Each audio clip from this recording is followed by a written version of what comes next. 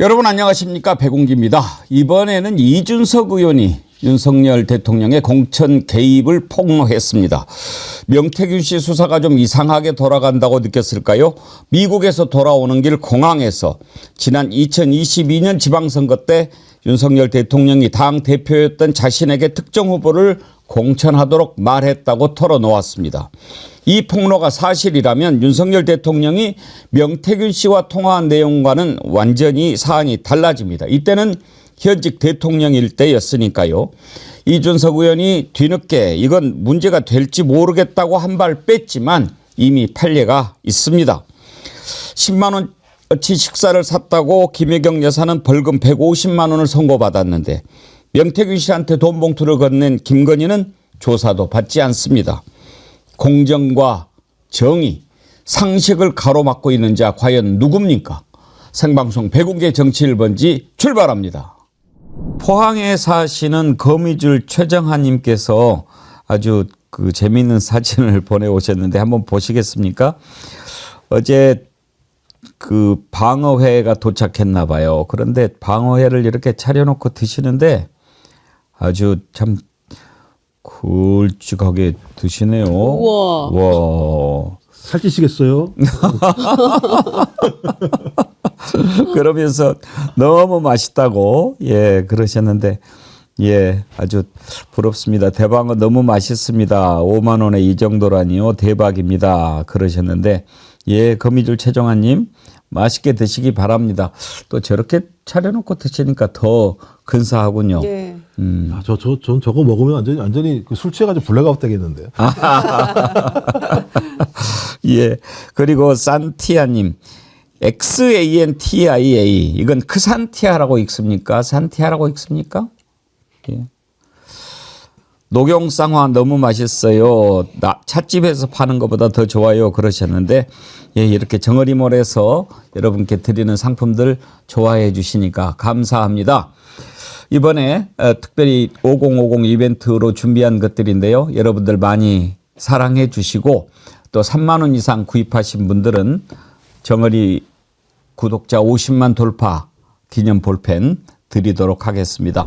자, 오늘 함께 하실 두 분 패널 소개하겠습니다. 김유정 전 의원님, 김정욱 전 민주연구원 부원장님 나오셨습니다. 어서 오십시오. 네, 안녕하세요. 이준석 의원이 윤석열 대통령 공천 개입 폭로하고 또 여러 가지 오늘 사건들도 많이 있고 이재명 대표 1심 선고도 있고 그런데 오늘 갤럽 여론조사 나왔지 않습니까? 이것부터 잠깐 좀 짚어보지요.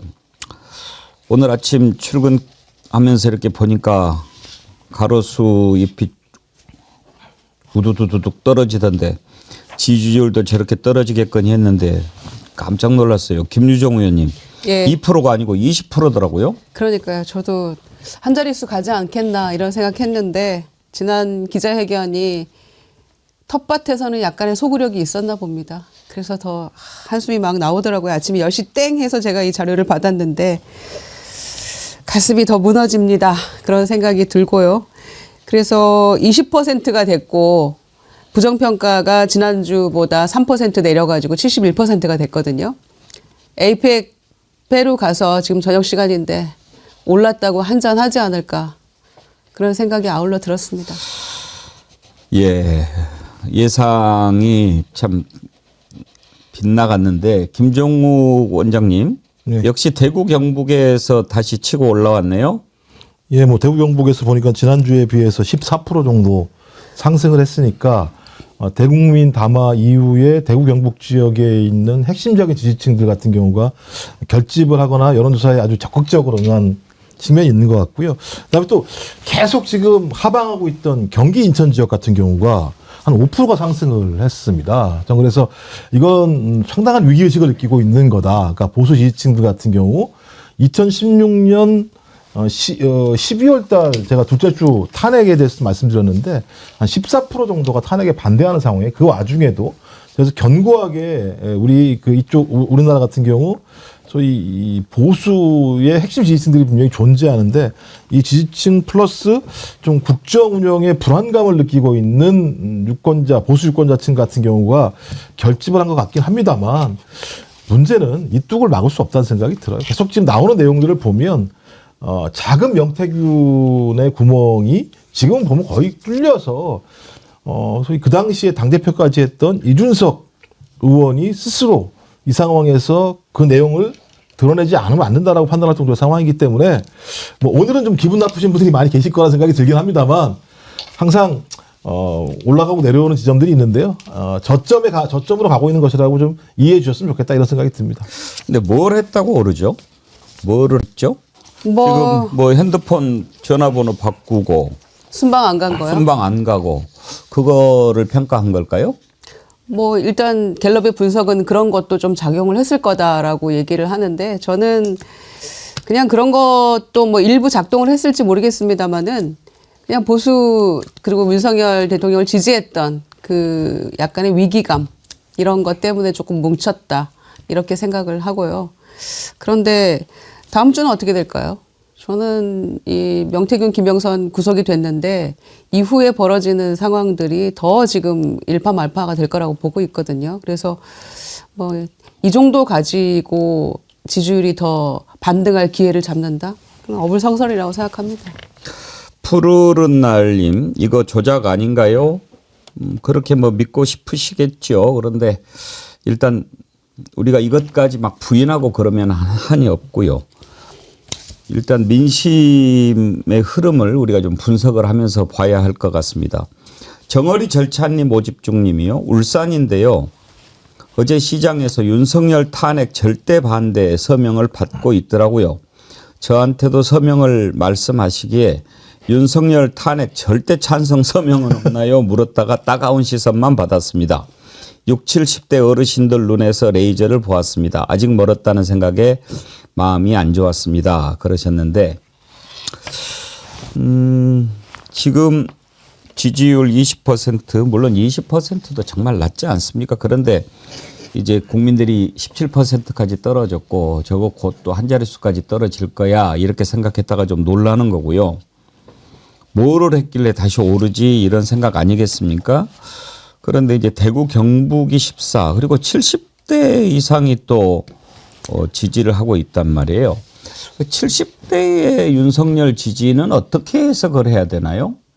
뭐 제가 볼 땐 그 완고한 보수, 그러니까 이제 반공, 그 다음에 또 하나는 저희 이제 계속 뭐 김건희의 악마라고 얘기하는데 국민의힘에서 이재명의 악마라는 측면들을 통해서 전혀 이쪽으로 넘어오지 못하게 한 측면도 분명히 있거든요. 전 그래서 여전히 우리 사회에 존재하는 이념과 지역 갈등이라고 하는 부분들을 그냥 농축해서 몸에 담고 계시는 분들이 70대 이상이신 분들인데 이분들 같은 경우는 윤석열 정권을 지키지 않으면 국정이 불안해지게 되고 불안해지게 되면 뭐 제가 할 얘기는 아닙니다만 좌파들이 난동을 부린다라고 생각하시는 분들이 꽤 많이 있기 때문에 이런 분들이 적극적으로 이 위기의 순간에는 마지막까지 소위 지켜주려고 하는 적극적인 행위를 합니다만 저는 이것도 제가 볼 때는 하나의 진실의 문이 하나씩 열리기 시작하면 전 여기도 어쩔 수 없이 국가를 위해서 어떤 결정의 과정으로 여론이 흐르지 않을까 생각이 들어요. 근데 저는 요즘에 우리 국민들 의식이 좀 혼란 상태에 빠져 들어가고 있다 하는 생각도 듭니다. 워낙 이게 말도 안 되는 옛날 같으면 그거 하나만 가지고도 세상이 뒤집어질 만한 그런 일들이 하루가 멀다 하고 나오니까 둔감해지는 거죠. 그러니까 어떤 것도 한번 이렇게 딱 맞으면 오 했다가 계속 맞으면 그냥 둔감해지는 것처럼 이제는 이런 짓을 했다고 그러는데 뭐 그전에도 그러지 않았어 이렇게 돼버리는 거예요. 명태균 씨하고 윤석열 녹취가 나왔을 때 얼마나 놀랐습니까? 그때 많은 사람들이 끝났다 그런 생각했을 거예요. 그런데 이게 지금 그 뒤로도 막 이렇게 나오고 기자회견에서 뭐 기억이 안 난다 뭐 했을 수도 있고 그랬다가 했다면 어때 뭐 또 이렇게 나오지 않습니까? 이번에는 이준석 의원이 또 폭로를 했습니다. 이번에는 뭐라고 할지 참 궁금한데요. 왜 폭로를 했는지도 궁금하고 이게 또 파장이 어떻게 갈지도 궁금한데 한번 다뤄보도록 하겠습니다.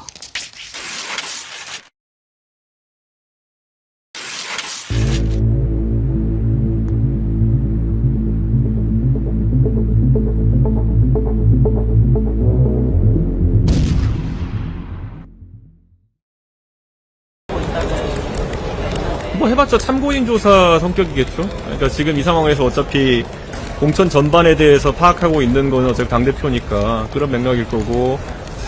그런데 뭐 최근에 보면은 이제 뭐 검찰에서 흘러나오는 내용들이나 이런 것들 뭐 어떤 경위에서 흘러나오는 건지 모르겠지만은 지금 이 사건에서 가장 중요한 대통령의 공천 개입 여부와는 크게 관계없는 일들을 자꾸 언론에 이렇게 나오게 하는 것은 저는 결코 바람직한 모습은 아닐 것이다 이렇게 생각하고요. 뭐 혹시라도 검찰에서 뭐 확인이 필요한 부분이 있어서 조사를 하겠다고 하면은 전 당연히 가가지고 이미 나와 있는 것보다 더 확실한 것들을 얘기해 줄 의향이 있습니다. 예를 들어서 이번에 하도 저한테 미국에 있는 동안, 미국이 아니라 브라질에 있는 동안 새벽에도 이렇게 언론인들이 질문 주셔가지고 저도 이제 기록을 몇 개 찾아봤는데 뭐 사실 대통령께서 공천 시기에 저에게 활발하게 소통하신 기록도 다 확인해 봤습니다. 어떤 것들인지. 제가 참 옛날 생각나면서 참 웃겨서 말도 안 나오는 것들도 많이 봤고요.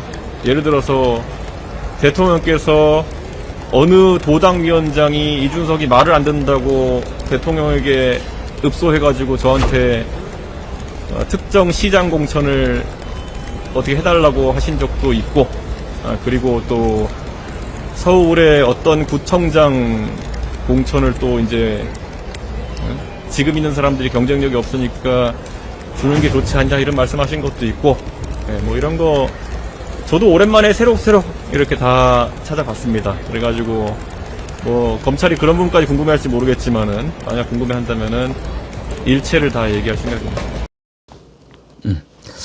자, 나도 있다. 이것도 있고, 이것도 있고, 그리고 소통했던 기록 다 찾아봤다. 기록도 갖고 있다. 지금 이렇게 얘기하는 거죠. 검찰 수사가 좀 이상하게 흘러간다고 생각하는 것 같습니다. 먼저 어떤 시장, 어떤 구청장, 이 사람들은 누구죠, 김유정 의원님? 그 시장은 안철수 의원을 뭐 서울시장 공천 줘라 이렇게 얘기했다는 설이 하나가 있고요. 예. 또 하나는 구청장 얘기인데요. 구청장은 2022년 이제 6.1 지방선거 때 그 김태우 예. 강서구청장을 공천 준 것 자체가 상당히 문제가 있지 않았습니까? 이미 1심 선고받고 문제가 있던 사람인데 단수 공천을 줬어요. 근데 그것도 이제 윤석열 대통령이 주라고 했다는 것이고, 그 다음에 1년 있다가 의원직이 아니라 구청장직 상시형을 받았잖아요. 그랬는데 8월 달에 사면복권 시켜가지고 다시 구청장 선거를 내보내는 게 당에서 얼마나 반발이 많았습니까? 우리가 그때를 복기해 보면. 그런데 그것도 역시 대통령이 의중이 작동해서 두 번이나 연속 김태우를 줬고, 그 다음에 그 재보궐선거에서 17% 참패해가지고 오늘날에 이르렀기 때문에 거의 대통령 스스로가, 부부 스스로가 지금까지 이르는 데 대한 어떤 무덤을 팠다 이렇게 보여지고요. 그 다음에 거기 또 하나 설명한 게 도당위원장, 말 안 듣는 도당위원장이 이제 누구 팔아가지고 공천하려고 했던 거에 대해서 그게 맞냐, 의중이 맞는 것이냐라고 확인했다라는 것인데, 그게 이제 경북 도당위원장이 김정재 의원이 예. 포항시장 선거 관련해가지고 여사의 뜻이라면서 컷오프 시킨 것을 본인과, 그러니까 이준석 당시 대표와 원내대표는 그 도당위원장 뜻과 다르다라고 하면서 제자리로 돌려놨다. 그런 얘기를 하는 것이거든요. 그러니까 실제로는 대통령이나 여사의 개입이 이루어져서 실행이 된 것도 있고, 또 거기 의중을 확인하면서 내가 제자리로 돌려놓은 것도 있다. 이제 이런 취지의 이야기인데, 결론적으로는 제2의 명태균의 탄생이라고 저는 봅니다. 그러니까 나도 이거 가지고 있는데 지금 나를 수사하겠다고? 그럼 해봐. 나도 가서 얘기할 텐데 나도 다 깔 수 있어. 지금 이런 어떤 경고장을 세게 날린 거다라고 보여지는 대목입니다. 아까 그 시장은 아마 포항시장, 예, 포항시장. 얘기가 아닌가 싶어요. 예. 그러니까 지금 뒤에 말씀을 하셨는데, 이 포항시장이 당시에 이제 이강덕 시장이 당시 시장이었죠. 네. 그랬는데 김정재 경북도당위원장, 징징거려서. 예, 그렇게 얘기를 한 것 같아요. 예. 경북도당위원장 얘기가. 네네네. 근데 이제 문제는 여기도 역시 김건희다 이거예요. 그러니까 그렇죠? 윤석열이 그 경북도당위원장 뭐 이렇게 얘기하고 그런 게 김건희가 얘기를 해서 했을 거라고 하는 그 근거가 최근에 또 공개가 됐습니다. 아마 이준석 의원이 뉴스토마토 박형광 기자 만나서 들려준 것 같은데, 야, 그때 당시에 말이야, 하도 김건희가 김정재로 해라고 난리를 지랄을 했다고 그러죠. 해가지고 내가 만났어. 그런 녹취를 들려줬어요. 그래서 박형광 기자가 녹취를 한 거죠. 그 내용까지 한번 들어보죠. 네. 네, 이준석입니다. 아유, 우리 대표님. 예. 네네네. 아유. 다른 날에 상의될 일이 있어가지고, 네. 네네. 지금 서초동에 있어가지고 별빛나 해가지고요. 아, 서초동 아니에요. 저녁 뭐 제가 말씀을 하니까. 아, 여기 오시면 10분, 15분에 도착하세요? 네. 아, 그럼 오세요, 그럼요. 알겠습니다. 이게 저거야. 그 포항 공천 때문에 김정재가 해가지고 김관희 돼가지고 김정재가 당시 팔고 다니는데 어쩔 거냐 해가지고 한 거고.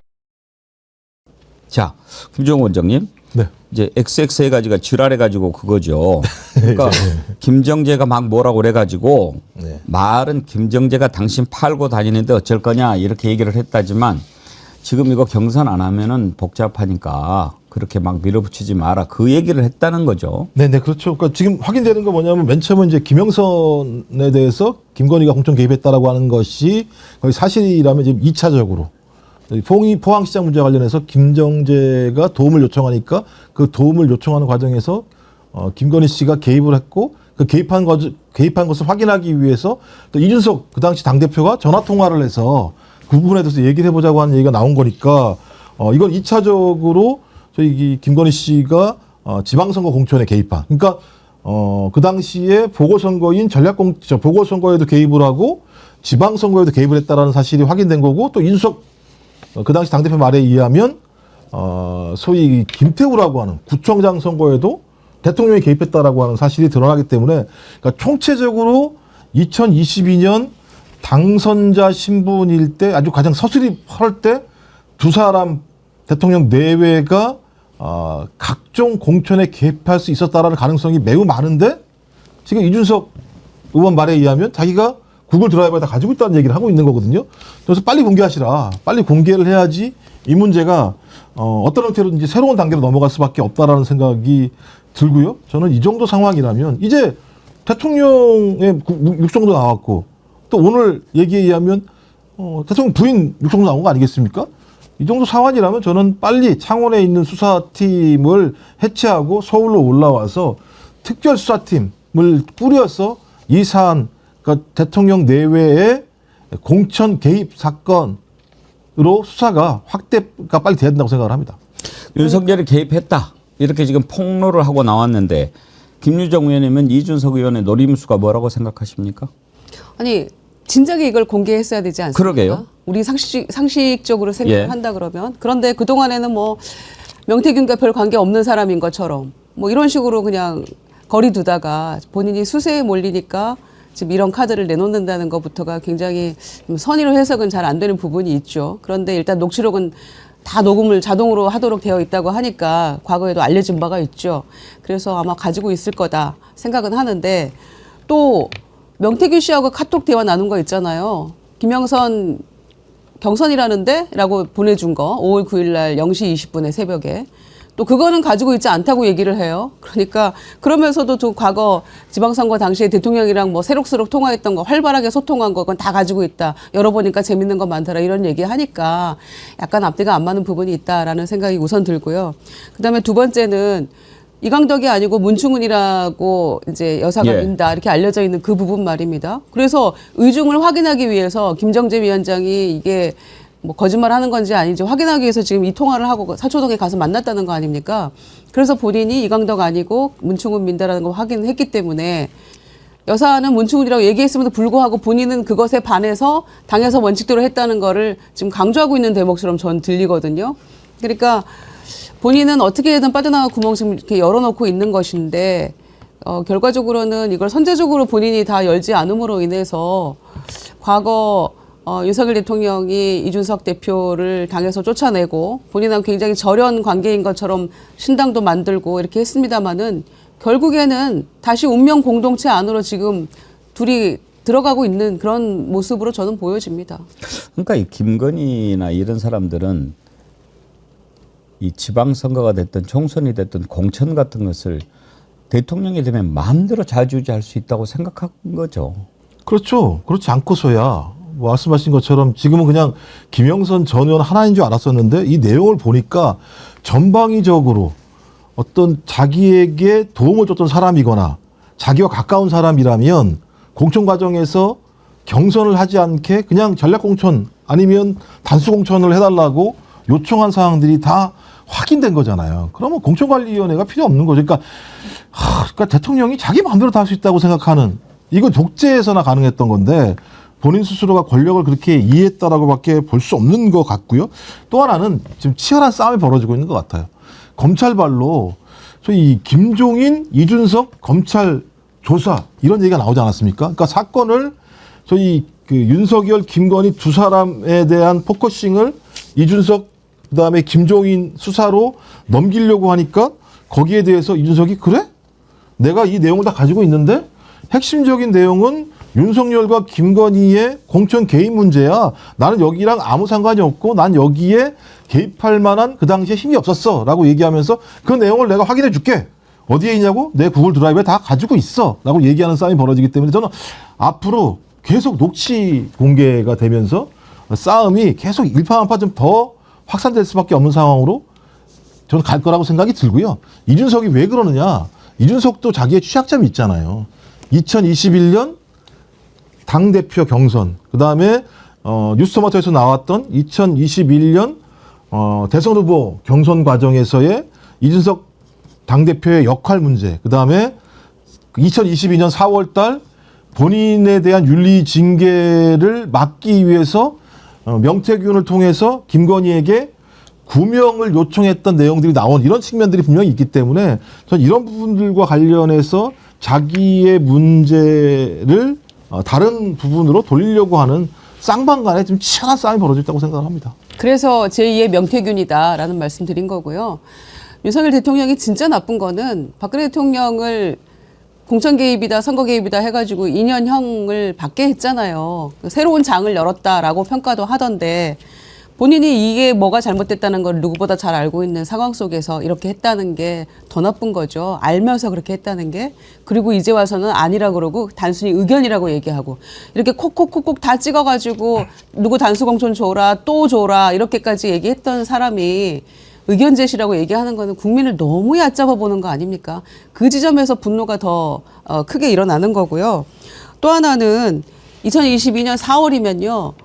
당선된 지 이제 한 달 된 무렵이잖아요. 세상이 다 내 것 같았을 때라고 생각합니다. 그러니까 김건희, 이 윤석열 이 두 부부가 더 그냥 기고만장하고 다 내 것 같은 세상, 내 마음대로 할 수 있어라는 그 지점이기 때문에 공천이건 뭐건 그냥 다 내가 하라면 해야지. 니들이 무슨 말이 많아. 이렇게 할 시점 아니겠습니까? 그러니까 그냥 세상 무서운 줄 모르고 이렇게 다 개입했던 것들이 하나씩 둘씩 이렇게 다 이제 드러나고 있다고 생각합니다. 이준석 의원도 좀 아쉽습니다. 사실 우리가 생각하기에는 그때 당시에 당대표였으니까 김건희, 윤석열 얼마나 개입질을 많이 했겠습니까? 그러면은 진작에 명태균 얘기가 나왔을 때 그런 일들이 있었다라고 얘기하면 됐을 텐데 그때 가만히 있다가 이제 검찰 조사하면서 명태균과 이준석 간의 관계가 막 이렇게 드러나고 이쪽으로 조금 가는 것 같으니까 할 테면 해봐 나도 가지고 있어 이렇게 나오는 것 아니겠습니까? 왜 그때 당시에 그렇게 얘기를 하지 않았는지 우리가 생각하기 그랬을 것 같은데 그렇게 하지 않았잖아요. 그러니까 이준석 의원의 태도에서 당당하고 떳떳하고 올바르고 이런 것보다는 뭔가 좀 이렇게 시류만 살피고 뭐 임기응변하고 이러는 모습 보고 있는 겁니다. 이렇게 그 아침에 공항에서 얘기해 놓고도 오후에 또 기자들에게 이렇게 얘기합니다. 뭐 그런 얘기 할 수 있는 거 아니냐 또 그렇게 얘기를 해요. 그거는 아니지 않나요? 일단 한번 들어보죠.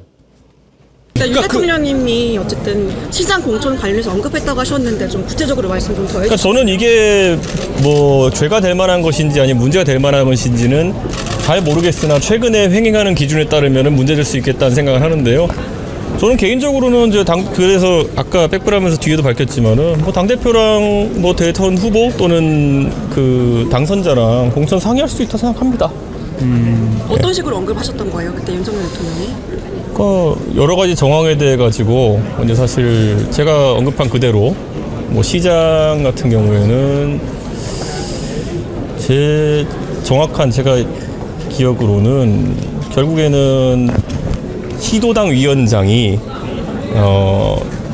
당 대표가 자꾸 자기한테 태클을 건다고 그래서 이제 그 당시 대통령 당선인에게 가가지고 이런저런 얘기를 하고 그래서 대통령 당선인은 저한테 그거는 시도당 위원장 하라는 대로 해줬으면 좋겠다라고 저한테 하는 상황이었는데 그래서 이제 제가 대통령 당선인에게 그거는 그런데 그 시도당 위원장이 오히려 문제되는 행동을 하고 있는 거고 저랑 원내대표의 뜻이 일치한다 그렇게 얘기하고 해서 그 뜻을 돌려 세웠죠 결국에는. 그래서 저는 그거는 할 수 있는 소통이라고 생각합니다.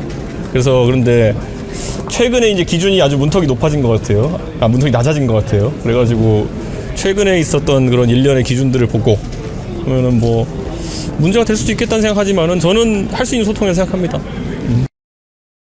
아니 최근에 어떤 기준이? 예. 그러면 지금 대통령을 만나서 시도당 위원장이 뭔가 잘못된 것 같고 그것에 대한 생각은 원내대표랑 제가 일치하니까 뭐 당 뜻대로 하겠습니다. 이런 취지로 당선인을 만나서 얘기했다는 거 아닙니까? 당선인은 시도당 위원장 원하는 대로 해줘라 이랬는데 그러면은 아까 김건희 여사를 서초동에서 만난 거는 일단 여사를 팔아서 뭐 다른 사람을 하려고 하기 때문에 이거 의중을 먼저 파악하고 의중을 파악한 다음에 당선인을 만나서 지금 다시 얘기를 했다는 겁니까? 아니면은 원래 이 여사를 만났던 건데 당선인하고 만나서 얘기를 했던 것처럼 지금 설명을 하는 겁니까? 저는 그 앞뒤 뭔가가 있을 것 같거든요. 그러니까 이준석 의원도 얘기를 하고 본인의 이거를 밝힐 거면 조금 더 확실하게 털어야 될 것 같아요. 이런 식으로 여사 만나서 뭐 지금 상의했다 이런 얘기는 쏙 뺐잖아요. 뉴스토마토가 오늘 새벽에 보도해서 우리가 알았던 거잖아요. 그런데 공항에서 한 얘기는 지금 당선인 만나서 지금 뭐 시도당 위원장 말 안 듣고 뭐 듣고 이런 얘기를 했던 거니까 기왕에 바뀔 거면 좀 더 솔직하게 다 털어놨으면 좋겠네요. 이게 제가 볼 때는 자기는 죄가 없다라는 걸 강조하는 것 같아요. 예. 왜냐하면 당대표가 공당의 선거에 대해서 공천 부분을 총괄하는 입장이기 때문에 내가 당선인하고 얘기를 하고 누구라고 얘기하고 내가 할 일은 내가 한 거야. 문제가 될 사람은 누구야? 당선인이 문제가 되겠지 아니면 대통령 부인, 그러니까 당선인의 부인이 문제가 되겠지라고 얘기를 하는 것 같은데요. 이제 그렇다고 하더라도 소위 그 당시에 이준석 당대표는 매우 부적절한 행동을 한 거죠. 아니 2022년 5월 9일 날, 그러니까 5월 10일 날 전략공천으로 김영선이 확정이 되는데 바로 그 전날 왜 일개 사인인 명태균에게 아무리 전원이라고 하더라도 당대표가 경선이라는 데라는 얘기를 딱 전달할 하등의 이유가 뭐가 있습니까? 그러니까 본인이 그런 부끄러운 행동을 했으면 그 부끄러운 행동에 대해서 사과하는 게 맞다는 생각이 드는데 지금은 주유소 습격 사건처럼 한 놈만 패야 되는 상황이니까 제가 이준석 그 의원에 대해서는 별로 얘기를 하고 싶지 않은 상황인데 정황을 보면 그런 겁니다. 예를 들면 성공한 사례가 두 개입니다. 김영선 사례와 그다음에 김태호 사례 이 두 가지 사례거든요. 그러니까 성공한 사례는 소위 대통령 어떤 당선자 신분이든 소위 대통령 신분이든 공천에 개입하지 말아야 될 대통령이 이 공천에 개입해서 성사를 시킨 내용이거든요. 성사 내용도 골 때려. 김태호 같은 경우는 진짜 골 때린 거 아닙니까? 1심 유죄인 사람에게 공천을 줘서 이 사람이 당선이 되고 강서구청장에 1년 만에 소위 대법원에서 유죄를 받아가지고 본인이 강서구청장을 박탈을 당했는데 3개월 만에 사면복권 시켜서 다시 강서구청장, 그러니까 다시 재보궐선거를 하게 된 원인자가 다시 거기에 와서 선거를 해서 17% 격차로 패배를 하게 되면서 총선 패배에 큰 자양분을 만들어준 사안인데 이 부분을 소위 윤석열 대통령이라는 이름을 빼고 도대체 설명이 안 되는 거 아니겠습니까? 전 그렇다면 지금까지 일관되게 2년 6개월 동안 윤석열 대통령은 지방선거, 그 당시에 보궐선거, 그다음에 강서구청장 보궐선거 총선까지도 적극적으로 개입해 왔다라고 하는 것 자체를 우리는 추정해 볼 수 있는 거고 이 공당이 아무런 역할을 하지 못했다라고 판단할 수밖에 없는 거잖아요.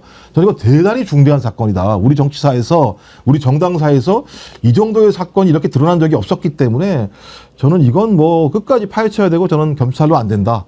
특검 가서 이 문제는 뿌리 뽑아야 된다 이렇게 생각을 합니다. 콩이맘님, 이준석도 김건희랑 상의를 했구나. 미치겠네. 준서가 개고기를 판 것만 아니라 너도 양해탈을 쓴 썩은 개고기였구나. 에라이 그러셨고요. 어쭈구리님, 준서가 빙빙 돌리지 말고 시원하게 털어놔라. 때를 놓치면 백약이 무효다. 그렇게 생각하는 분들이 많으시겠죠. 그러니까 맨 처음에 이 일이 일어났을 때 그때 이제 뭐 칠불사에서 뭐 홍미화를 심고 어떠고 하고서 무슨 관계지 국민들이 궁금해했어요. 그런데 이제 조금씩 퍼즐이 맞춰집니다. 분명히 그때 당시에 공천할 때 윤석열, 김건희가 개입을 했고 대표로 있었던 이준석 당시 대표가 모를 리가 없지 않습니까? 그런데 뭐 나중에 뭐 공관위에서 다 알아서 했고 그랬다가 하나하나씩 드러나니까 이제 뭐 이렇게 저렇게 털어놓는데 처음부터 얘기를 해야죠. 본인이 지금 와서 나 건들면 가만 안 놔도 이런 식으로 가는 것은 젊은 정치인으로서 좀 그렇지 않나요? 어제 공항에서 기자들과 만나서 또 그런 적도 있어요. 그 CBS인가 나와가지고 뭐 선의의 조언 이런 얘기를 하지 않았습니까? 그런데 기자가 그 질문하니까 그런 얘기 한 적이 없다고 그래요. 그 얘기 한번 들어보시죠.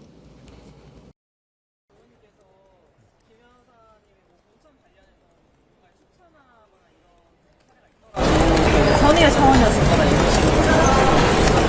저는 선의의 차원이라고 한 적 없습니다. 정확히 제가 한 말을 들여다보시면은 이렇게 불안정한 공천 개입 의혹을 기사화에서 터뜨렸을 때 저쪽에서 선의의 조언이라고 해명할 수 있다. 이거는 선의의 조언이라는 얘기는 완전 다른 얘기죠. 아 이거 다 그냥 친한 사람한테 아는 사람한테 그냥 선의의 조언해준 거다라고 빠져나갈 수 있기 때문에 오히려 그래서 제가 거기서 제가 단정 짓지 않겠다 한 거지. 그걸 지금 제가 봤을 때는 저한테 선의의 조언이라 했다 하는 거는 그건 비약이죠. 좀 말장난 같은데 그러면 그때 당시 했던 발언을 다시 한번 들어보는 게 낫겠죠. 한번 듣고 얘기합시다. 뭐 이 건에 관해서도 제보를 들은 바가 있긴 합니다. 그럼 이 제보도 개혁신당에서도 좀 검증을 해보셨어요? 근데 완결성이 떨어집니다. 아다르고 어다른 건데 뭐 이런 걸 수도 있는 거예요. 다른 사람이 가려고 하는데 경쟁해보면 어려울 수도 있으니 뭐 다른 선택을 하는 게 어떻겠냐는 뭐 선의의 조언일 수도 있는 거예요. 네. 김유정 의원님 무슨 얘기로 들립니까? 제가 아까 제2의 명태균이라고 했는데요. 다시 하나 더 붙여야겠는데요. 제2의 윤석열입니다. 우리가 대통령 음성을 녹취록을 통해서 다 들었는데 누구를 콕 찍어서 공천주라고 말한 바가 없고 그냥 내가 의견을 개진할 수도 있는 거 아니야? 이렇게 기자회견 때 얘기했는데 이미 우린 누구를 찍어서 얘기하는 걸 다 들었잖아요. 지금 아니 이준석 의원은 굉장히 젊은 정치인인데 본인이 했던 이야기에 대해서 적어도 책임은 져야 되는 거 아닙니까? 불과 얼마 전에 지금 나와서 했던 건데 그때 우리가 모두 의아하다고 생각하지 않았습니까? 이거를 선의의 조언이라고 이렇게 분석과 해석을 한다는 게 있을 수 있는 일인가라고 사실 조금 의아했었는데 그 본인이 했던 말 자체를 지금 부인하는 그 일문일답 얘기를 듣고 보니까 더 황당합니다. 이걸로 뭘 가리려고 이렇게 얘기를 하죠? 아니면 진짜 기억을 못하는 건지 아니면 지금 안 했다고 우기고 싶은 건지 얘기가 잘 안 됩니다. 이거는. 제가 볼 때 이게 선의의 조언이 아니라 선희의 조언이라고 얘기하고 싶겠죠. 제가 볼 때. 선이라는 사람이 조언을 했었겠죠. 제가 볼 때. 그러니까 제가 말이 안 된다는 얘기를 하는 건데 그러니까 궁색해요. 근데 궁색한 자기가 워낙 똑똑한 인물이어가지고 자기가 얘기하면 잘 넘어갈 거라고 판단했던 것 같아요. 근데 이제 궁색해지는 게 뭐냐면 최근에 누굴 만났느냐? 기이한 인물을 하나 만났습니다. 김소연이라는 기이한 인물을 만났어요. 김소연이란 기이한 인물이 김소연 변호사가 그 검찰 조사에 앉아가지고 명태균 얘기를 다 들은 거잖아요. 나와서 이제 까기 시작하는 거예요. 근데 까는 내용이 뭐냐? 김소연 변호사는 뭐 다른 걸 지킬 생각이 있는 게 아니라 이준석과의 정면 승부를 하는 건데 일단 까진 게 두 가지지 않습니까? 4월 22일 날 너 그 국민의힘에서 윤리에서 징계하려고 그러니까 너 구명운동 했잖아. 명태균과 같이 얘기해서. 그러니까 이제 명태균을 통해서 저희 김건희 씨에게 구명운동을 했다라는 내용이 밝혀지면서 얼마나 창피합니까? 말도 안 되는 일이 하나 벌어졌고 또 하나가 그 이 명태균과의 딜 과정에서 김영선이라는 사람을 공천 주기 위해서 자, 민주당 후보를 이길 만한 여론조사를 갖고 와봐. 라는 얘기가 4월 2일 날, 4월 10일 날 소위 이 명태균이 강혜경 씨랑 통화하는 내용에서 두 번에 걸쳐서 나왔잖아요. 그러니까 자기의 구명과 그다음에 김영선의 공천을 바꿔먹은 유사한 거잖아요. 지금 바꿔먹는 것 같은 경우는. 그랬고 저는 5월 1일부터 5월 9일까지의 그 김영선 공천 과정도 저는 이준석 그 당시 당대표가 다 알았을 거라고 봐요. 그러니까 5월 1일 날 뭐라 그랬느냐? 여사님이 고마움 때문에 선물을 주겠대. 그 선물이 김영선 의원에 대한 전략 공천이지 않았습니까? 그리고 5월 9일 날, 이상한데? 야, 이거 경선한다라는 얘기가 있어라고 그 제가 볼 때는 그냥 전언을 해준 게 이준석이었고 그래서 대통령하고 통화를 했고 당에서 말이 많네. 이런 얘기가 나왔고 윤상현한테 전화를 해서 이런 일이 벌어진 일련의 과정을 저는 이준석이 다 알 거라고 생각을 하거든요. 전 이것을 다른 방향으로 돌리기 위해서 얘기하는 거기 때문에 제가 볼 때는 좀 자, 저 이준석 의원님 당신 안 건들 테니까 진실만 밝히세요. 지금 중요한 건 우리는 한 놈만 패야 됩니다. 윤석열, 김건희 두 사람이 어디 공천에 개입했는지에 대해서 그게 가장 궁금하니까 제발 부탁인데 자신을 위한 실드는 좀 그만 치시고 그 계속 말씀드리지만 구글 드라이브에 있는 김건희 씨와의 녹취 내용을 빨리 공개를 하세요. 그럼 제가 볼 때는 그 정도의 선행을 했으면 그러니까 선의의 행동을 했으면 좀 봐주지 않을까요? 우리가 부분적으로는. 김종욱 원장님, 데이써니님께서 문자 왔습니다. 저는 안 했는데요. 인천 사는 선이 올림. 죄송합니다. 그러니까 저희가 보기에는 이 김소연 변호사가 명태균 씨의 변호인인지 이준석 의원에 대한 저격수인지 헷갈리게 만들고 있거든요. 그리고 그 개인적인 감정이 축적돼 온 것 때문에 악의 축이라고 지금 얘기를 하고 있는 거잖아요. 그러니까 김소연 변호사의 주장은 이런 거 아닙니까? 경선으로 가게 돼 있었는데 이준석이 5월 9일 날 고 0시 20분에 명태균한테 경선 간다는데? 라고 카톡을 보내는 바람에 이게 이제 난리가 났고 전략 공천을 받게 된 거니까 이준석이 악의 축이다 이렇게 얘기를 하고 있어요. 근데 이제 이 지점에서 우리가 궁금한 점이 하나 있긴 하죠. 사실 그 공천과 관련해서 이게 전략 공천으로 간다 혹은 경선이다. 경선 가는데 2인이다 3인 경선이다. 요 정보만 알아도 진짜 엄청난 정보거든요. 그렇죠. 그런데 명태균 씨한테 이준석 의원이 당시 대표가 이거를 굳이 알려줘야 될 무슨 둘 사이에 사연이 있는가라는 부분은 참 궁금하기는 합니다. 그런데 결과적으로는 이로 인해서 5월 2일 날 고마움 때문에 선물이야 라고 하는 여사의 이제 이것 때문에 마음 푹 놓고 있다가 갑자기 이제 10일 날 공천 발표인데 9일 날 새벽부터 뒤집힌 거 아닙니까? 막 난리가 났겠죠. 그래서 그래요? 전략으로 알고 있었는데. 그러니까 명태균이 로비를 해서 김영선 공천을 받게 하려고 노력을 하고 있다라는 것을 이준석 대표는 적어도 굉장히 잘 알고 있었기 때문에 이걸 기뜸해 준 거 아니겠어요? 그래서 그거를 연락을 받고 명태균 씨가 대통령하고 통화하기 전에 카톡을 먼저 보냅니다. 김영선 공천 꼭 부탁한다고. 그리고 나서 5월 9일 날 10시에 통화가 이루어지고 그다음에 여사와의 어떤 부연 설명 윤상현 전화했습니다. 보안 지켜주세요. 내일 취임식 꼭 와주세요. 이제 이렇게 이어지는 건데 그래서 이준석 의원은 이런 부분들에 대한 소명은 조금 더 진실되게 할 필요가 있다라는 거 말씀드리고요.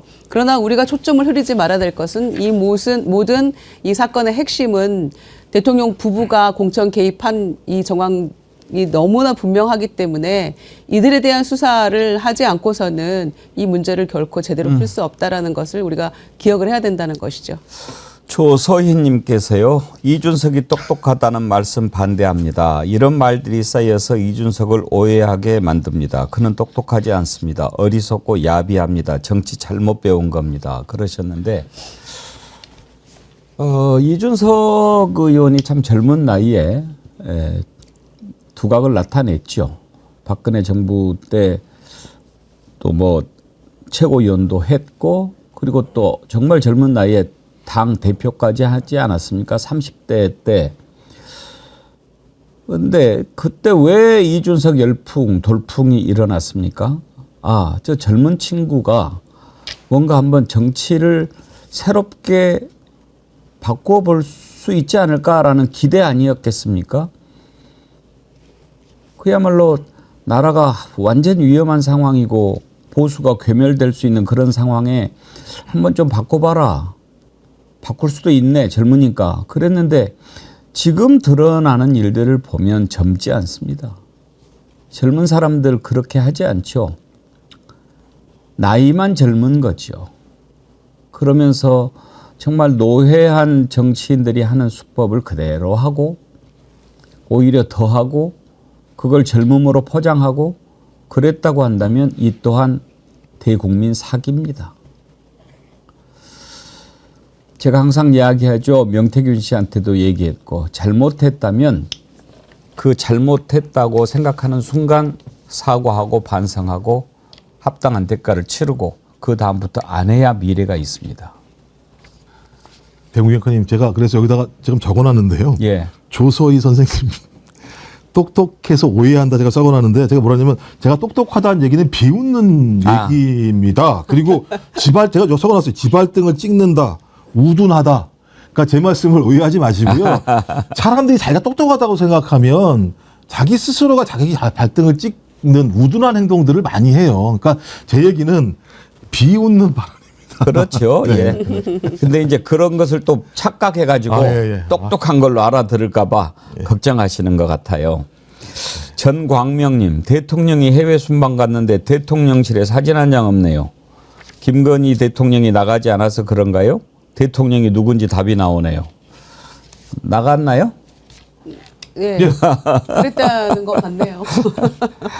아마 좀 저기 홍보라이도 휴가겠죠 지금. 그러니까 아무것도 안 올리겠죠. 사진도 안 찍나 봐요. 이상부님, 이준석 의원은 코 파는 모습이 가장 순수하고 참되게 보입니다. 예, 참 다 드러납니다. 다 드러나고요.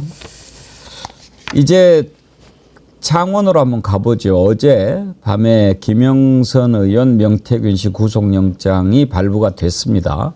함께 구속영장 청구가 됐던 예비후보 두 사람은 기각됐지요. 그런데 이제 영장 발부한 이유가 증거인멸에 염려가 있다. 이런 게 좀 가장 컸어요.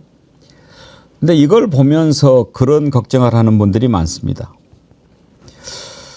김영선, 명태균은 구속하면서 두 사람은 구속하지 않는 거.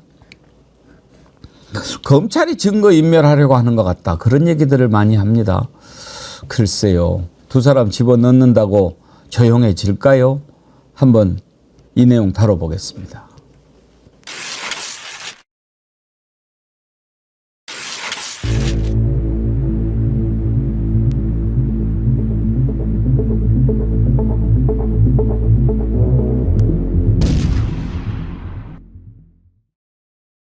명태균 씨와 김영선 전 의원 구속될 거라고 예상은 했는데 명태균 씨가 구명운동을 했다는 보도가 있더라고요. 김재국 원장님. 예, 그 구속영장 청구한 그 다음 날 김건희 씨의 텔레그램으로 이 내용과 관련해서 뭐 보냈다고 하니까 제가 볼 때는 살려주세요. 그리고 본인 스스로도 계속 SOS를 쳤다라고 얘기를 하는 상황이지 않습니까? 이제 그럼에도 불구하고 구속영장이 청구가 됐는데 좀 지켜봐야 될 것 같아요. 왜냐하면 MBC인가 JTBC인가 보도에 의하면 구속영장이 청구되고 나서 바로 이제 구속되기 전날 한 내용에 의하면 위에서 자기를 갖다가 그냥 구속을 시켜서 입을 막으려고 한다라는 얘기를 했었고 그렇게 하면 내가 가만히 있나 봐라고 얘기를 했다는 게 하나가 나오는 게 있고 예. 또 하나는 김소연 변호사인지 아니면 그 창원에 있는 남모 변호사인지 정확히 모르겠습니다만 구속영장에 대해서 실질 심사라는 과정에서 그 변호사에게 이후에 어떤 내용들을 폭로할 수 있다라고 하는 내용에 대한 전언들이 있었거든요. 전 그래서 명태균이라는 인물이 대통령실을 통해서 자기의 구명을 했는데 그 구명에 대해서 어느 정도 수위에서 서로 간에 얘기가 된 건지 저희가 아직 확인이 안 됩니다만 앞으로 변호사를 통해서 어떤 내용이 나오냐에 따라서 소위 이 사건과 관련해서 용산과 명태균 간의 이 관계가 어느 정도 협의가 됐는지에 대해서 판단할 수 있을 거라 생각이 듭니다. 근데 구속한 건 좋은데 이걸로 끝내려고 하면은 안 되죠. 그렇죠. 그러니까 처음에 정치자금법 작년 12월에 경남 선관위가 고발을 한 사건이지 않습니까? 그런데 9개월을 뭉개다가 2달 전에서야 이제 이거 사건 수사를 하면서 했던 이야기가 선거법은 이미 공소시효가 지났다. 뭉개서 그렇게 만든 거 아닙니까? 그래서 남은 거는 정치자금법인데 지금 정치자금법으로 문제가 그 이상의 문제가 너무 많이 남아있잖아요. 여론 조작의 문제도 있고 공천 개입의 문제도 있는 것인데 그럼 그건 어떻게 할 거냐라고 했더니 창원지검장이 입에 단단하게 수사하고 있고 그것도 더 할 거다라고 얘기를 했는데 그렇게 열심히 하고 있는 것처럼 보이지 않아요. 지금 여기에만 얽매이는 거 보니까. 그래서 여태 뭐 하는 것이냐. 9월 5일 날 이 명태균 씨 사건이 터졌고 지금 2달이 넘었는데 입에 단내나도록 수사한다는 것은 도대체 무엇을 수사한 것이냐라고 우리는 묻지 않을 수 없는 거죠. 입에 단 거 먹으면서 하는 거. 사탕 물고 하나요? 사탕 물고? 그래서 지금 검찰은 뭐 김진태, 뭐 박완수 경남지사 뭐 다 할 거다. 그리고 뭐 이준석, 김종인 이 두 분도 불러서 할 것처럼 얘기를 막 하고 있는 건데 흘리고 있는 것인데 정작 키는 김건희, 윤석열 이 두 사람 아닙니까? 핸드폰도 바꾼다고 했는데 그거 바꾼 핸드폰 갖다가 다 풀어서 봐야 되는 거 아니에요? 그래야만 검찰이 제대로 수사하고 있다는 거를 국민들이 느낄 텐데 지금 하는 거 봐서는 그냥 또 시간 보내는 것 같고 명태균 씨가 뭐라고 얘기했어요? 나 구속되면 한 달 안에 하야 내지 탄핵이야 이렇게 얘기했는데 지금부터 이제 세 봐야죠 날짜를. 그리고 내 휴대폰이 변호사다 이렇게 얘기했던 사람이 그걸 버리겠어요? 어딘가 분명히 가지고 있다는 거 우리가 뭐 다 알죠. 애들도 아는 그런 뻔한 일 아닙니까? 그래서 이제 구속이 됐으니 이후에 어떻게 나올지 좀 지켜봐야 될 것 같고요. 그 변호사부터 바꾸는 게 아마 진실을 밝히는데 한 걸음 다가설 수 있을 것 같은데 모르겠어요. 아니요, 지금 가까이 안 지낸대요. 김소연 변호사랑 가까이 안 지내고요. 그 바꿔야 될것 같아요. 창원 지역에 있는 왜냐하면 지금 예를 들면 그 명태균 씨를 변호하는 게 아니라 자신의 공격을 위해서 그러니까요. 명태균 씨 내용을 갖다 소재로 지금 싸우고 있는 상황이기 때문에 그런 것 같고요. 그다음에 지금 아까 제가 말씀드렸던 내용 중에서 명태균 씨가 저 명태균 씨 참 이상한 사람인데요. 보니까 이런 얘기, 저 위에서는 지금 입 좀 틀어막고 들어가라는 얘기라 그냥 확 다 불어버릴까 진짜? 그랬더니 뭘 분다는 겁니까? 위가 누굽니까? 그랬더니 장인어른이 또 위라고 얘기를 말도 안 되는 얘기를 하고 있어요. 예, 그리고 또 변호인 제가 이 변호인이 창원에 있는 그 변호인인지 김서연 변호사인지는 모르겠는데 의미심장한 말들을 많이 하고 갔다라고 얘기를 해요. 그래서 저는 아마도 계속 지금 이렇게 딜을 통해서 자신의 수사를 정치자금법적으로 이렇게 정치자금 위반으로 몰고 가려고 하는 것 같은데 저는 이준석 그 의원이 공개한 내용이 있기 때문에 공천 개입, 여론 조작 이 문제를 검찰이 수사 안 하고 넘어갈 수 없을 거라는 생각이 분명히 들어요. 저는 그래서 이 바람대로 절대 되지 않을 거다 저렇게 생각을 합니다. 아니 명태균 씨가 지난번에 수사받으러 들어가면서요. 피의자 신분이 그렇게 큰 소리를 칩니까? 저는 정치자금법으로 수사하러 가는 거예요. 아니 본인이 수사하러 가요. 수사 받으러 가는 거고 피의자가 뭘 본인이 딱 특정해가지고 나는 정치자금법으로 수사 받으러 가는 거다라고 얘기를 할 수가 있습니까? 그러니까 그쪽으로 몰아가려는 거를 그러니까 그 이후에 대통령실에서도 비슷한 얘기 나왔거든요. 장군 멍군 하고 있어요. 그래서 돌아다니면서 다른 얘기 못 나오게 하려고 구속을 한 건지 뭔지는 모르겠어요. 다만 본인의 말에 좀 책임을 졌으면 좋겠는데 이 말 딱 질러놓고 엉뚱한 얘기 갖다 붙이고 이렇게 해서는 이제 꽁도매도 다 놓친다. 이쪽에도 기댈 데 없고 국민들은 완전히 이제 명태균 씨에 대해서는 그러지 말고 국회에 나와서도 좀 증언도 하고 제대로 다 진실을 털어놓으세요라고 얘기했던 국민들도 다 등 돌릴 텐데 본인이 어떻게 하려고 이러는지 모르겠어요. 그리고 지난번에 처음에 카톡 철없는 오빠 카톡 처음 공개했을 때 김재원 최고위원에 대해서 이제 소위 열받아가지고 딱 그걸 공개를 했잖아요.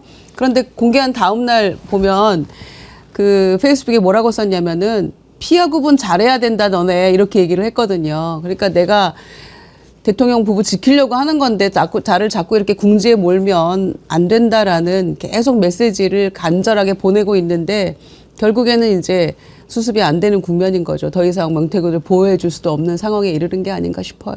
근데 명태균 씨 얼굴을 보면 우리가 또 하는 행동을 보면 달라진 것을 알 수 있어요. 어제 영장실질심사 받으러 갈 때는 풀이 완전히 죽어 있고 기자가 물어봐도 답을 않고 그냥 갔잖아요. 그 전날만 해도 어땠습니까? 아주 뭐 큰 소리 빵빵 치고 기자들한테 막 큰 소리 치고 그건 분명히 이제 신호죠. 나 이렇게 하고 있어. 그런데 이제 텔레그램 보냈는데도 답장도 안 와. 아, 이건 뭐 내가 어떻게 해야 되지? 막 이런 생각이 든 게 아닌가. 그래서 머릿속이 좀 복잡할 것 같아요. 그러니까 난 네. 버려졌네. 이제. 버려졌네. 어떻게 하지? 고민하고 있겠죠. 그때 뭐 한 달 안에 하야 뭐 퇴진 뭐 이런 이야기 하지 않았나요? 예. 자기 입으로 떵떵거리면서 얘기했죠. 그다음에 예. 뭐 자기 핸드폰이 변호사다. 그러니까 그 핸드폰에는 온갖 내용이 다 담겨져 있다라고 얘기를 했고, 그러니까 제가 볼 때 이 계속 한 얘기는 뭐냐면 용산한테 나 살려줘라, 정리하고 가자라는 계속 신호를 줬는데 용산 입장에서는 이분과 관련해서 정리가 안 되는 상황인 거예요. 오히려 명태균은 버리고 한동훈 뭐 요런 여기 자기 떨거지들 딱 모아서 단단하게 문지기만 만들어내는 방식으로 가면 된다라고 생각이 든 것 같고요. 전 그런 면에서는 이미 이 정부는 국민과 싸울 작정을 한 정부다. 전 그러지 않고서는 이렇게 나갈 수 없다고 생각을 하거든요. 그래서 지금 걱정되는 건 뭐 보니까는 계속 충돌을 만들어내고 있지 않습니까? 이번 집회 같은 경우도 마찬가지입니다만 완전 무장한 사람들을 그 저번 광화문 그 집회에서 민주노총인가요? 이런 데다 막 배치하고 이런 일들이 있어서 어떤 형태로든지 전국을 불안하게 몰고 가게 해서 그 불안한 심리를 통해서 안정을 지구하는 지지층들을 최대한 결집하는 방식을 통해서 이 전국을 넘어가려고 하는 것 같은데요. 전 그런 면에서 진실의 힘을 믿습니다. 빨리 좀 이준석 의원 본인이 얘기하는 거 빨리 공개를 했으면 좋겠고, 제가 볼 때 명태균 씨도 뭐 지금 구속돼 있는 상황이기 때문에 우리들의 얘기를 듣지 못할 가능성이 높습니다만 본인이 가지고 있는 진실을 얘기하는 순간 본인이 탈출할 수 있는 길이 열리는 거지, 지금에 있는 권력과 나쁜 일을 공모한 사람들과 이 문제를 풀러 나가려고 해서는 저는 나쁜 사람끼리 모여서 서로를 신뢰한다라고 하는 게 말이 안 되는 논리 아니겠습니까? 잠깐만 들어가 있어. 뭐 그랬을 수도 있고요. 지후구름 최고님. 지후 아빠 헬리도 있는데 지후구름 최고도 있네요. 지후구름 최고님께서 명태균이 2년 정도 살다가 다리 몸 아프다고 보석 신청을 하면 수락할 거라는 소문이 떠들고 있는 상황입니다. 2년이요? 2년이면 중형인데 글쎄요. 뭐 지금 일단 구속을 한 것은 제가 보기에 구속한 다음에 반응들을 한번 예상을 해보시죠. 명태균 입장에서는 그래 잠깐 가서 재판하는 동안에 좀 조용해지면 그렇게 생각할 수 있고요. 그다음에 윤석열 김건희 쪽에서는 그런 생각하지 않을까요? 역시 집어넣어놔야 조용해. 그런 생각할 것도 같아요. 그렇죠. 어둠 속으로 집어넣는 게 제일 좋은 방법 중에 하나인 거죠. 한 가지만 더 짚어보죠. 근데 명태균 씨가 그동안에 허경영 씨를 또 여러 차례 방문했다는 얘기가 강혜경 씨 입을 통해서 나왔어요. 이건 뭔 얘기인지 한번 좀 들어볼까요? 네. 명 씨는 여론조사를 통해 허경영 후보 지지율을 5%로 만들어주고 대선 후보로 TV 토론에 나오게 해 이재명 후보를 윤석열 후보 대신 공격하게 하자는 계획까지 세웠다. 이거 맞는 얘기입니까? 네, 맞습니다. 여러 차례 하늘궁을 이제 방문을 했었고, 예. 그 하늘궁 안에 이제 숙박시설이 또 있다고 얘기를 하더라고요, 명태균 씨가. 예. 거기서 이제 본인이 이제 잠도 자기도 했고, 예. 그리고 이제 뭐 호용회대 하면서 이제 정확한지는 모르겠지만 이제 명태균 씨의 전언에 따르면 예. 허경영 씨가 그 하늘궁을 본인에게 이제 물려주겠다까지 얘기를 했다고. 그래요? 얘기를 했었습니다. 그리고 예. 여론조사에서 뭐 5%까지 올라가게 되면 토론회를 할 수 있는데 예. 그 토론회에 이제 허경영을 내보내야 된다라고 했었는데 예. 그 언론사 측에서 이제 설문을 딸 때 허경영을 안 넣겠다라고 뒤에 얘기를 하는 바람에 예. 실패를 했죠. 그래요? 아니, 네. 이 호영호재할 정도라는 거는 언제부터 어떻게 알게 돼서 얼마나 친하게 지냈다는 거예요, 허경영 씨하고? 언제부터 그 방문을 했는지는 모르겠는데 허경영 하늘궁에 이제 가면은 본인 이제 다리 아픈 걸 알고 허경영이 이제 막 이렇게 주문을 외우신대요. 다리에 대고. 예. 그러면은 약간 이제 거짓말처럼 좀 통증이 좀 덜하다. 그래요? 하면서 엄청 친하다는 얘기를 많이 했었어요. 저뿐만 아니고 주변에도 똑같이.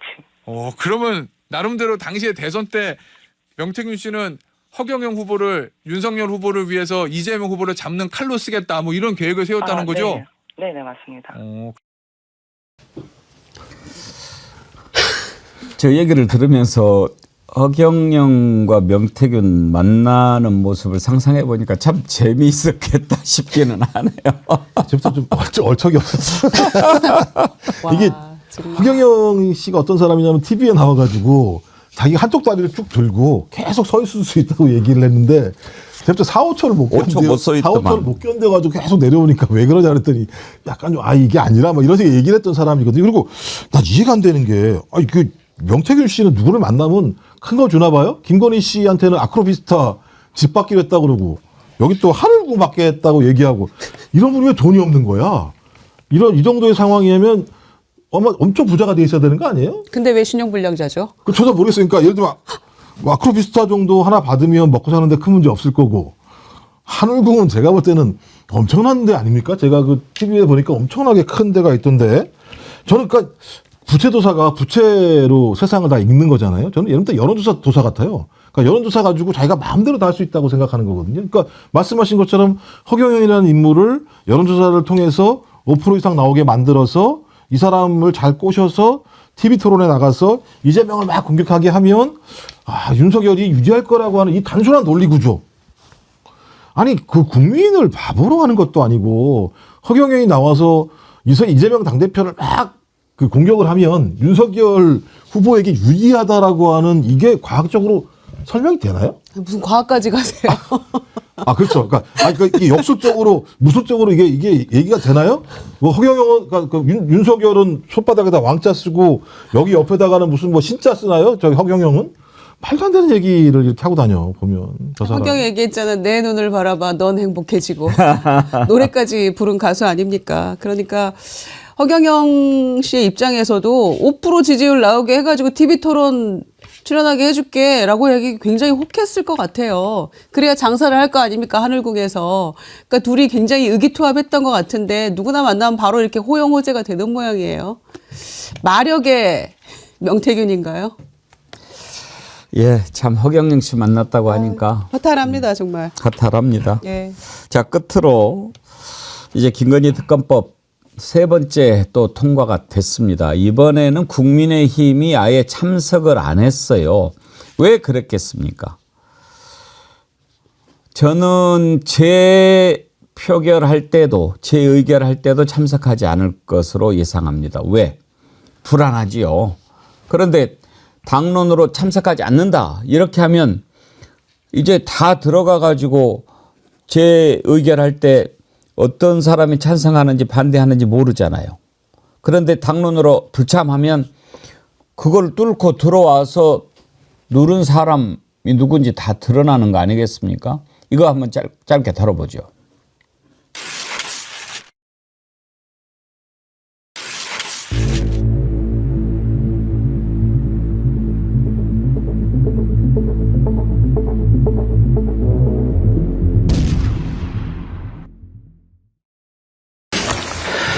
김건희 특검법은 국민의 명령이자 역사적 책무입니다.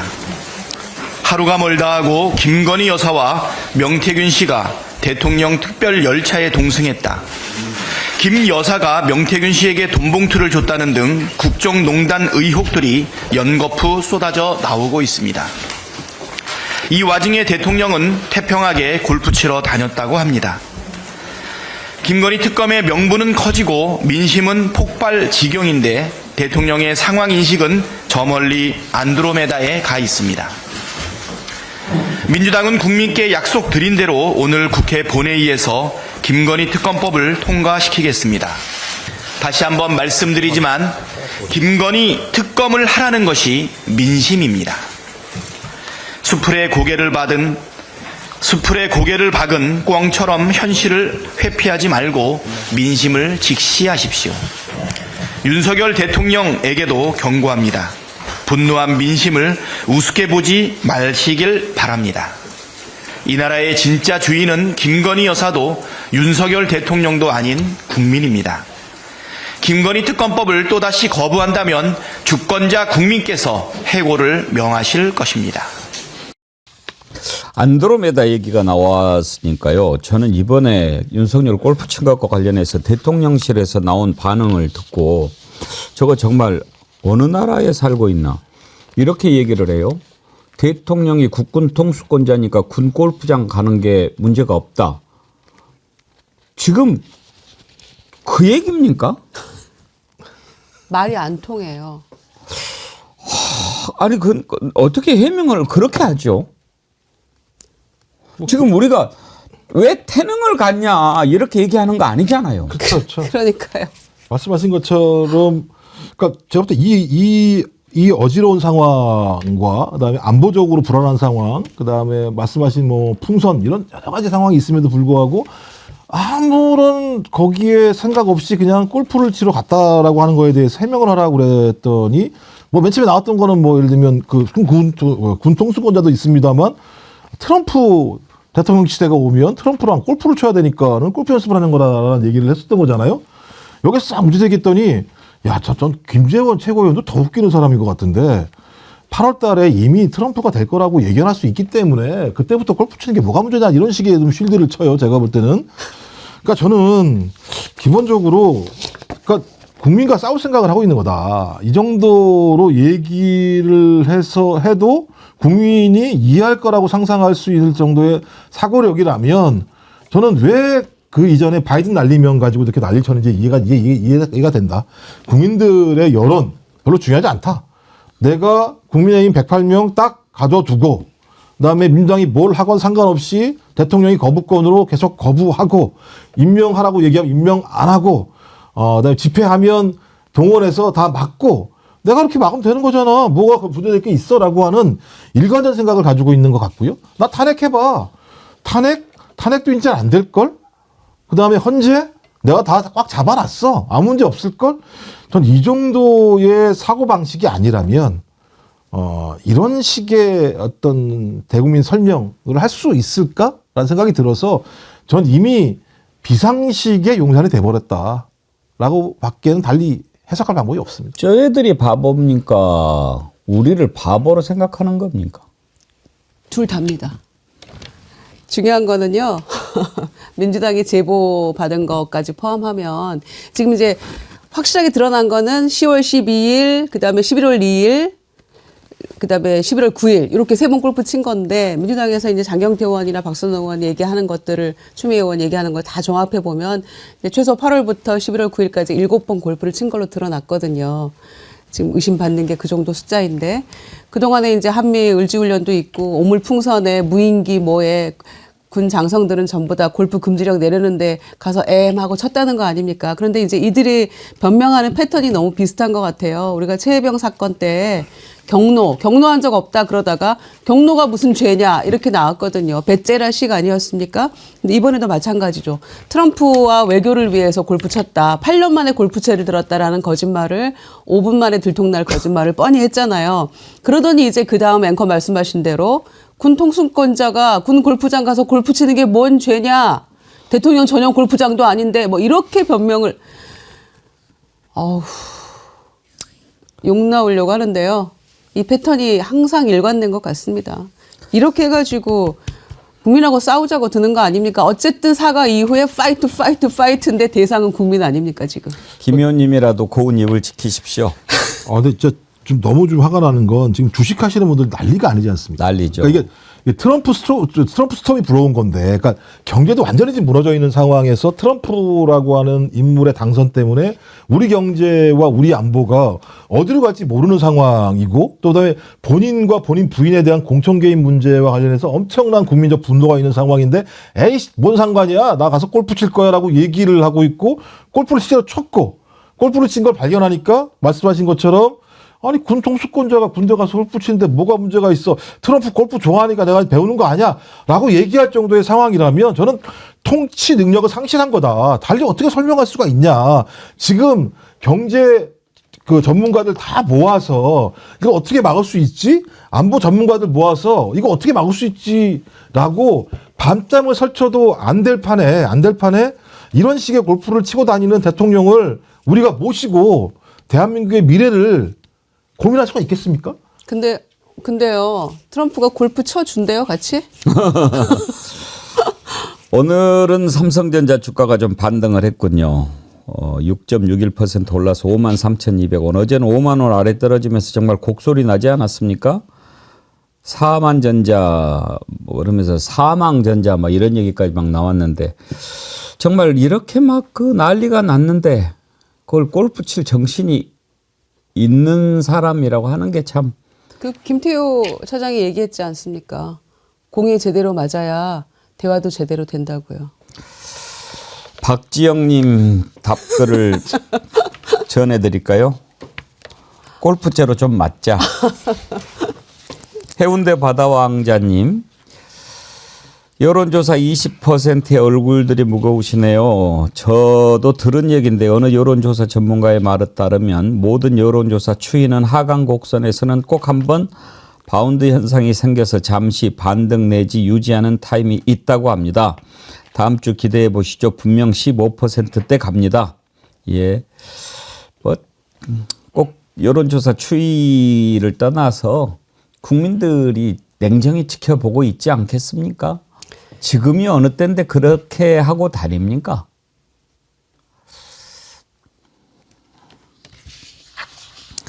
오늘 1부는 여기까지 하겠습니다. 2부에서는 아주 특별한 손님들을 모셨습니다. 다 대학생들이시죠. 대학생 4분. 요즘에 대학생들이 움직이고 있습니다. 그리고 전국 대학 교수들 요즘에 지금 계속해서 윤석열 퇴진 하야를 촉구하는 시국선언 발표하고 있는데 대학생들의 움직임도 지금 계속되고 있습니다. 윤석열 아웃 청년학생 공동행동 이런 단체인데요. 거기 대표랑 회장 뭐 이런 분들 4분 모셨으니까요. 2부에서도 함께 해 주시기 바랍니다.